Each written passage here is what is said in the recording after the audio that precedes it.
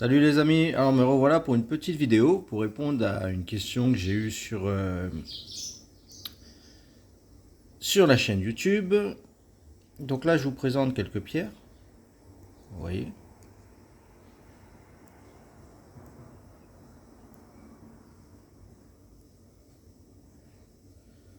Là on a une taille cœur, une taille poire, le reste c'est tout des tailles ovales. Celle-là elle est sombre, celle-là elle est violette, celle-là elle est rosée.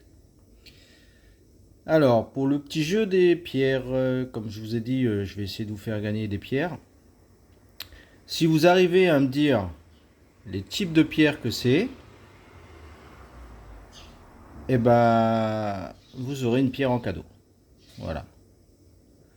Donc mettez-moi dans les commentaires pour vous quel type de pierre est-ce que c'est. Et la personne qui trouve la réponse, attention c'est assez difficile, et ben gagnera une pierre.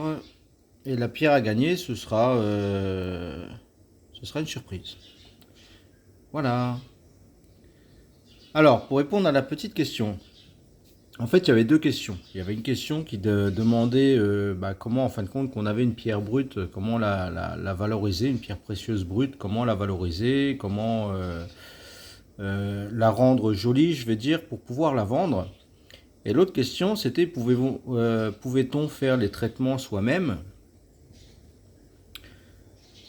et pouvait-on huiler les pierres qui avaient besoin d'être huilées soi-même. Donc voilà, je vous fais une petite vidéo sur les pierres, vous regardez bien. Regardez bien si vous voyez des petits détails. Voilà. Donc ça c'est une couleur un peu champagne. Voilà, ça c'est une couleur rouge. Celle-là elle est incolore. Nous en avons une taille poire là rouge aussi. Une autre incolore taille cœur. Ici c'est une sombre noire. Là elle est violette. Et là elle est rose. Alors si vous arrivez à me trouver le type de pierre que c'est, vous aurez une pierre en cadeau. Voilà. Bon, ces temps-ci, je suis pas très présent sur les réseaux parce que je suis occupé en fin de compte à récolter des fonds. Donc, comme je vous ai dit, au niveau des pierres, on est toujours dans l'investissement, donc toujours en acheter. Et des fois, le marché de la vente des pierres, il est quasi nul. Donc, on a besoin d'avoir des rentrées d'argent, obligé d'aller travailler. Et puis l'argent qu'on gagne, ça va dans l'investissement. Mais bon, le travail, c'est du temps et le temps, c'est de l'argent. Voilà. Alors, pour répondre à la question déjà la première question. Donc, on a une pierre brute. Et comment faire pour la valoriser et pour pouvoir la vendre. Pour répondre à cette question, au niveau des pierres brutes, c'est là que rentre en jeu, en fin de compte, le gémologue. Un gémologue, lui, il est là pour étudier les pierres brutes. Mais en tant que, par exemple, si vous voulez vous former dans les pierres, connaître les pierres, aller dans les pays pour acheter des brutes et pouvoir les examiner, donc il vous faut le matériel des vidéos anciennes que j'ai faites là, où est-ce que je vous explique certains matériaux à utiliser, enfin certains appareils je vais dire à utiliser, et, euh, et je vais en faire d'autres parce que c'est pas complet, mais comme je vous dis, là je suis en train de bosser pour réinvestir dans du matos et après vous refaire d'autres vidéos. Ce qu'il faut savoir, c'est que pour avoir une pierre précieuse de valeur, il faut faut prendre en considération les 4C. Donc en 1, comme je dis toujours, la couleur, pour les pierres de couleur. En 2, je vais dire la pureté. En 3, le poids. Et en 4, la taille. Après, tout ça, ça peut bouger. Si vous avez une grosse pierre, le poids va primer sur la pureté. Mais là, je parle en termes de gémologie, pour vraiment avoir une pierre vraiment de précieuse qui va valoir une somme, on va dire, élevée. vous avez souvent vu dans les documentaires où est-ce ça parle des pierres, les gémologues, ils ont une petite lampe. Comme ça, c'est souvent une lampe stylo qui a un fort faisceau lumineux. Bien, disons, on va dire un peu comme un laser. C'est pas une lampe quand vous allez l'allumer qui va faire un gros cercle, ça va faire vraiment un petit cercle comme ça concentrique. En fait, le faisceau lumineux, il va être vraiment centré. Et lui, il va mettre la lampe dessus pour regarder à l'intérieur. En fait, à l'intérieur, il va regarder ce qu'on appelle s'il y a des inclusions à l'intérieur. Et il va surtout regarder, parce que vous allez voir qu'il va tourner la pierre dans tous les sens. On va dire, allez, ça c'est la pierre, hein, c'est plus le faisceau. Il va surtout regarder, admettons, s'il y a une inclusion au milieu. Il va se dire, bon, là c'est emmerdant. Parce que par exemple, il a une grosse pierre comme ça, il peut dire, bon, il peut la tailler de façon ronde. Mais le problème, il y a une inclusion au centre. Donc pour lui, ça, c'est pas bon. Il va plus rechercher des pierres qu'on va dire que quand il va regarder à l'intérieur, style il y aura des inclusions ici. Ou ici. Ou peut-être là, mais pas... Disons que ça va être pas centré. Parce que lui, après, il va se dire, bon, la pierre, admettons, elle fait 1 gramme. Allez, on va dire, elle fait 3 grammes. Donc en taille, il peut espérer une pierre de 5 CT. Sachant que 1 CT, c'est 0,20 grammes. Et sur 3 grammes, on a à peu près 33% de matière qu'on va pouvoir récupérer en gemme. Donc 1 tiers de 3, c'est 1. 1 divisé fois 20, c'est 5 CT. Et lui, il va se dire, la pierre, je vais pouvoir la couper là, là, là. Donc là, je vais perdre, on va dire, peut-être, je sais pas moi, 2/5 de la pierre. Donc il va pouvoir espérer encore une pierre, peut-être de 2 CT ou 3 CT. Donc on reste dans des poids qui sont intéressants pour une pierre précieuse. On va arriver en dessous du 1 CT, c'est-à-dire 0,9, 0,8, 0,7. On va arriver dans des calibres qui sont assez, comment dire, qui sont beaucoup plus représentés sur les marchés. Donc en termes de prix, vu qu'il y aura beaucoup de revendeurs de ce type de pierre, le prix pourra être négocié à la baisse. Lui, c'est pas intéressant. Lui, ce qu'il va chercher à avoir, c'est vraiment le 5 CT, voire le 6. Donc avec sa lampe, il va vraiment regarder à l'intérieur pour voir qu'il y ait le minimum d'inclusion, pour avoir le maximum de poids. Optimiser la pierre, l'achat.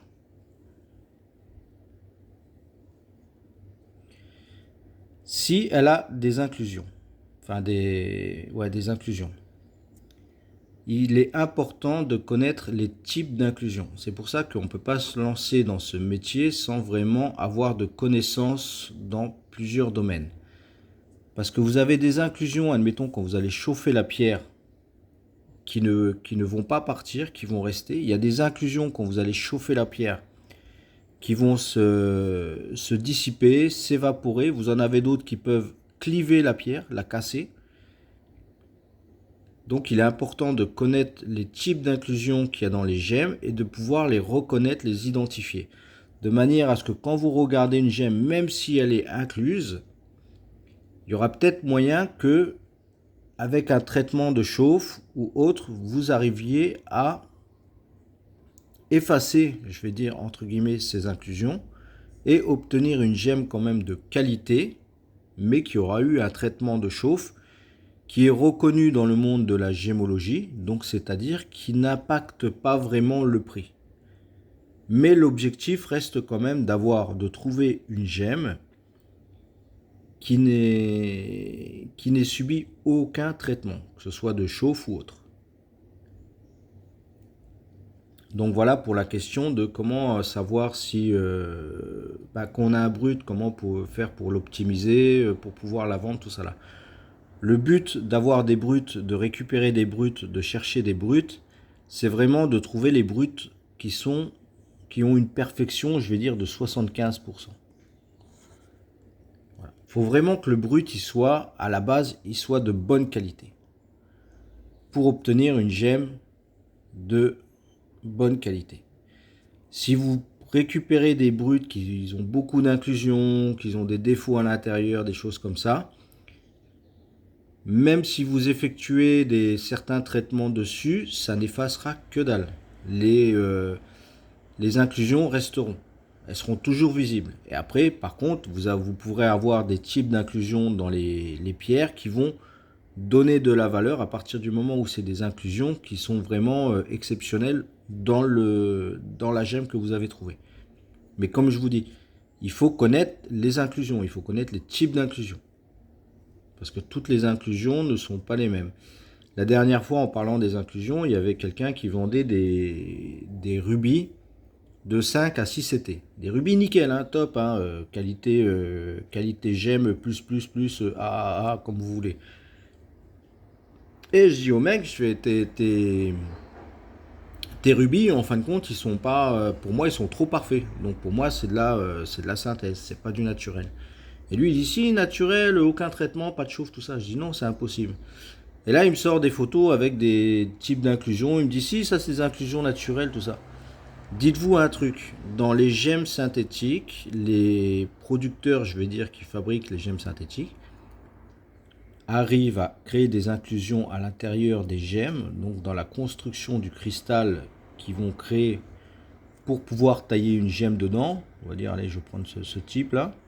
Pour pouvoir tailler une gemme dedans, ils vont foutre des inclusions à l'intérieur. Ils vont réussir à les mettre. Donc les inclusions ne veulent rien dire. Et lui, pour tester ses gemmes, il avait pris vous savez, le stylo comme ça là, avec la pointe qui est là et les lumières qui s'allument. Ça, oubliez de prendre ça. Ça ne détecte pas la dureté des pierres. Ça détecte la conductivité de la gemme. Et vous pouvez avoir des gemmes qui ont la même conductivité, je vais dire entre guillemets, que le diamant ou d'autres pierres, et ça va vous donner une fausse indication.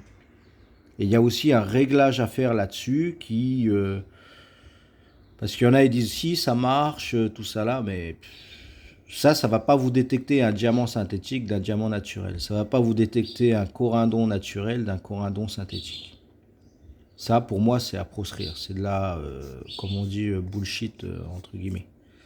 Et après, il avait un autre petit appareil. C'est, vous savez, une petite loupe comme ça, qui se plie en deux, là. Où est-ce qu'on a ça aussi?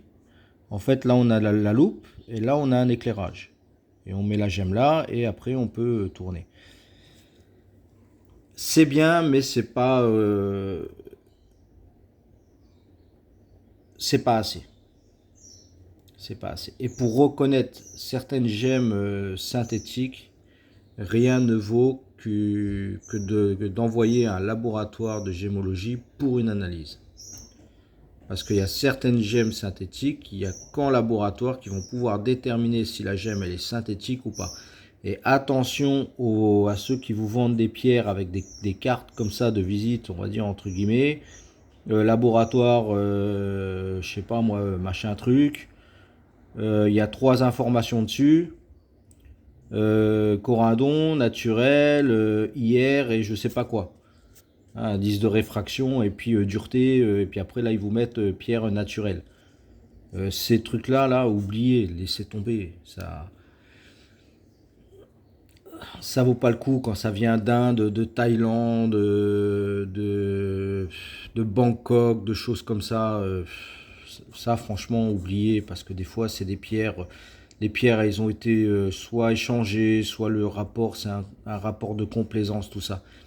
Comme je vous dis toujours, quand vous achetez une pierre, une gemme, faites-la analyser de vous-même. Même si vous l'avez acheté avec ça, faites-la analyser pour être sûr de ce que vous avez acheté ou de ce que vous avez. Donc maintenant, je repars sur la deuxième question qui a été posée. Deuxième question, c'est peut-on faire ces traitements soi-même? Alors, je vais dire oui et non. Oui, si vous avez des connaissances dans le domaine. Non, si vous n'avez pas de connaissances, si vous n'avez jamais fait. Laissez tomber les méthodes, je la fous au four, je la fous dans le micro-ondes. C'est inutile. Ça sert à que dalle. Il faut savoir que pour chauffer une pierre, si vous voulez vraiment chauffer une pierre pour la traiter à la chauffe, la plupart du temps c'est au chalumeau. Hein. Les mecs, quand ils chauffent les pierres, ils les mettent dans des fours artisanaux, style pour chauffer, pour faire fondre du métal. Hein. Ils les laissent un certain temps. Parce qu'en fait, quand on chauffe une pierre, qu'on fait un traitement de chauffe sur une pierre, chaque pierre, en fin de compte, a des caractéristiques que les autres pierres n'ont pas. Par rapport à la cristallisation, par rapport au type d'inclusion à l'intérieur, etc., etc., etc. Il y a des pierres comme l'améthyste, si vous la chauffez trop haute ou trop longtemps, elle va perdre, par exemple, supposons vous chauffez une améthyste pour en faire entre guillemets une citrine. Donc si vous la chauffez trop longtemps ou à trop haute température, etc., elle n'aura pas du tout une couleur jaune. Elle va avoir une couleur un peu... Enfin, elle va perdre de la couleur, elle va perdre certains trucs. Ça va être complètement différent de ce que vous attendez, du résultat que vous attendez, je vais dire. Si vous n'avez pas de connaissances dans les traitements des gemmes, ne réalisez pas de traitement. Rapprochez-vous d'un professionnel qui sait le faire. Soit il le fait en méthode artisanale, soit il le fait en méthode, je vais dire entre guillemets, industrielle. Mais ne vous amusez pas à chauffer une pierre. À moins que vous voulez acquérir des connaissances, vous achetez des gemmes de mauvaise qualité et puis après vous chauffez, vous regardez le temps que vous faites, la température que vous mettez, là où vous mettez la flamme, si vous mettez dessus, pas dessus, tout ça là, et après vous regardez les résultats que ça donne. Mais si vous avez une gemme de qualité et que vous dites tiens je vais la chauffer moi-même pour essayer d'obtenir un bon résultat, ne le faites pas. Vous pouvez faire un peu se fracturer, vous pouvez perdre carrément la couleur que vous espérez et avoir carrément une autre couleur. Vous pouvez avoir des résultats qui vont être vraiment décevants. Ne faites pas ça. En ce qui concerne le huilage, c'est pareil. J'ai pas vraiment de connaissances approfondies là-dessus. Mais en fait, quand on huile une gemme, on va dire il y a la gemme qui est là. Hop, hop. Alors déjà, c'est pas n'importe quelle gemme qu'on va huiler. On va huiler des gemmes qui sont fracturées, on va dire, qui ont des crevasses comme ça. On va la tremper dans un récipient où il y aura une certaine température, je vais dire, avec un certain type d'huile et une certaine pression pour que, en fin de compte, l'huile puisse pénétrer à l'intérieur au niveau des fractures. C'est ce qu'on fait, je vais dire, entre guillemets, au niveau des émeraudes. L'huilage au niveau des émeraudes est reconnu dans le monde de la gémologie parce que ça permet en fin de compte de donner une résistance supplémentaire à la pierre qui est à l'origine fragile. Il y a des types de huilage qui ne sont pas reconnus. Par exemple, qu'on va huiler une émeraude, il faut que l'huile utilisée elle soit incolore. Ce qui se passe, c'est que des fois, il y en a, ils ont des émeraudes qui ont une teinte qui est pâle, voire carrément incolore. En fait, ce qu'ils font, c'est qu'on va dire, il y a l'émeraude qui pousse là. Et ici, vous avez un espèce de cristal blanc. L'émeraude pousse dessus. Qui est, je vais dire entre guillemets, de l'émeraude. En fin de compte, ça a la caractéristique du béryl, mais c'est incolore. Et ce qu'ils font, c'est qu'ils récupèrent ça, ils taillent des gemmes dedans. Ça, c'est hyper fracturé, tout ça là. Ils vont tailler des gemmes dedans. Et ça, ils vont les huiler avec une huile colorée. Donc l'huile, elle va avoir une teinte verte. Et ça, c'est pas bon. Parce que ça veut dire que là, c'est un huilage qui n'est pas reconnu dans le monde de la gémologie. Et c'est considéré comme un traitement.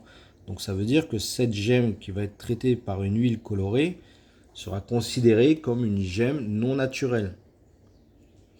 Moi, j'avais acheté un saphir cabochon comme ça, qui est traité au beryllium, donc en fait qui est vachement fracturé, qui devait être incolore à la base, ou alors qu'il y avait un bleu vraiment très pâle, où certaines zones devaient être bleues, mais la grande majorité c'était incolore.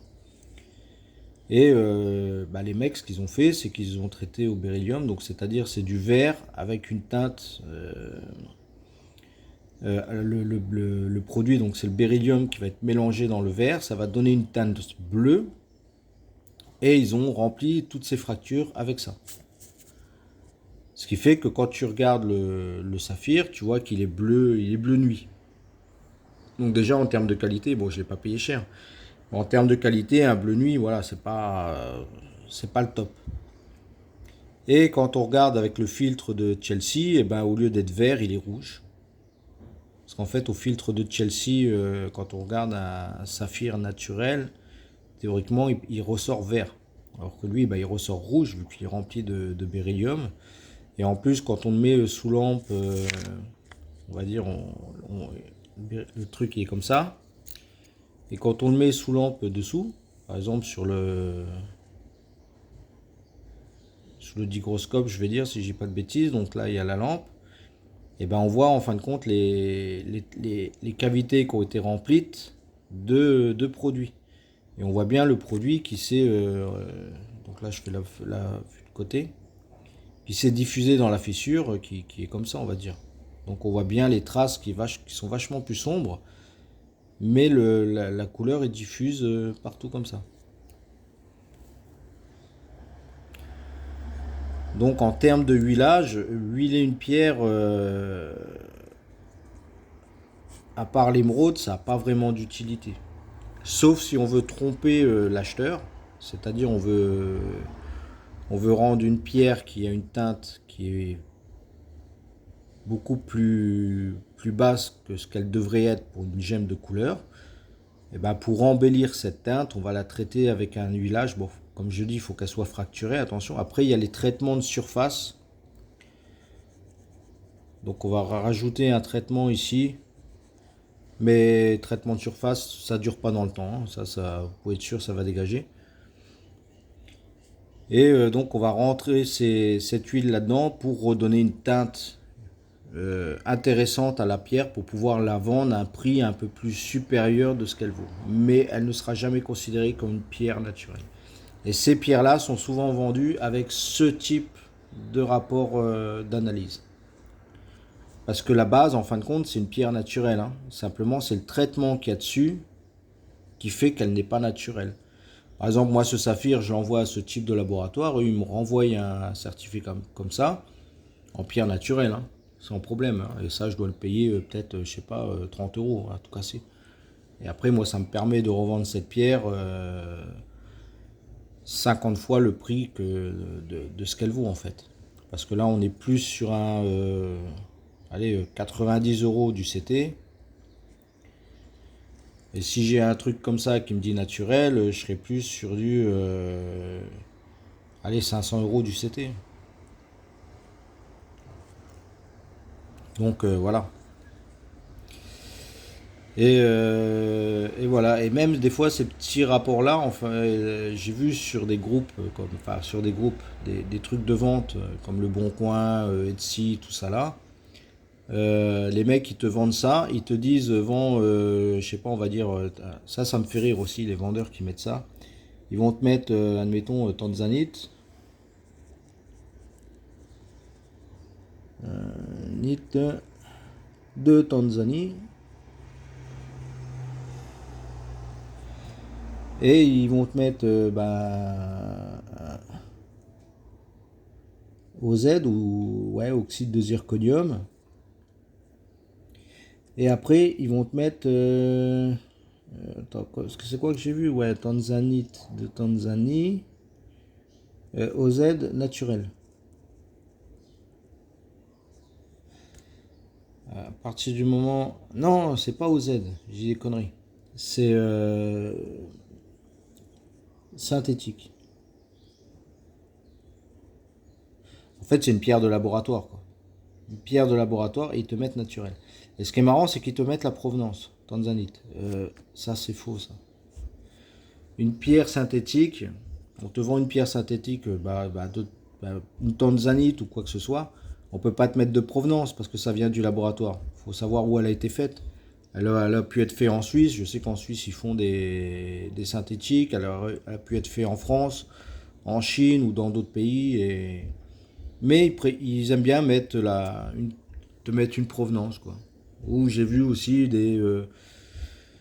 des améthystes de Bolivie, parce qu'en Bolivie, en fin de compte, les améthystes sont de meilleure qualité et ils vont te mettre synthétique. Ou émeraude de Colombie et ils vont te mettre synthétique. Voilà. C'est une petite parenthèse. Donc voilà pour répondre à la question. Comment embellir un brut qu'on a en pierre précieuse? Et ben, déjà, le but, c'est de bien choisir son brut de manière à ce qu'on n'ait pas à l'embellir.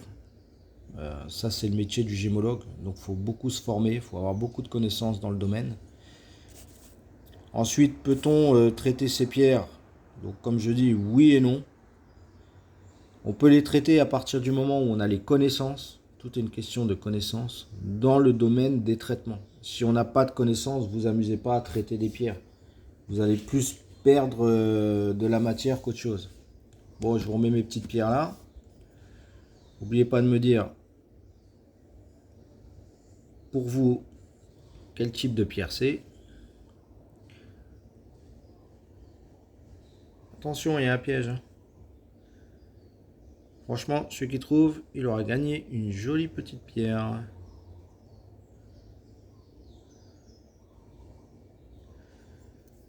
Voilà les amis, bon, je vous dis à la prochaine vidéo. Je sais pas quand, sûrement peut-être début d'année. Si je peux vous en faire une d'ici la fin d'année, une ou deux, je vous en ferai une. Si vous avez des questions, n'hésitez pas à les poser. Et je vous dis à très bientôt. Allez, à plus. Bye bye, ciao.